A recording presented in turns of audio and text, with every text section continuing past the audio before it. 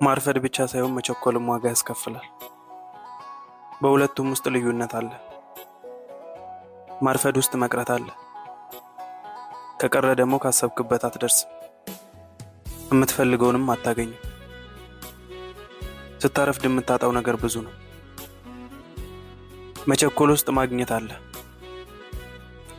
ቸኩለ በምታገኘውም ነገር ደግሞ ልትጸጸት ትችላለህ። አንዳንዴ ቸኩለ የምታገኘውም ነገር ደስታ ላይ ፈጥርልህ ይችላል። ፈልገ ባገኘው ነገር ታዝናለህ። ብዙ ሰው የሚፈልገውን ሲያገኝ ደስታውን ያጣል።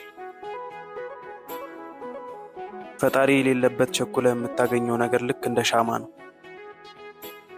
አሁን በራልኝ ስትል ይጠፋባል። በየትኛውም ጉዞ ውስጥ ፈጣሪን ያስ።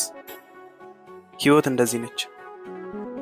ለሰጠች ጥያቄ ሁሉ የቻልከውን ለመመለስ ሞክር። አመሰግናለሁ።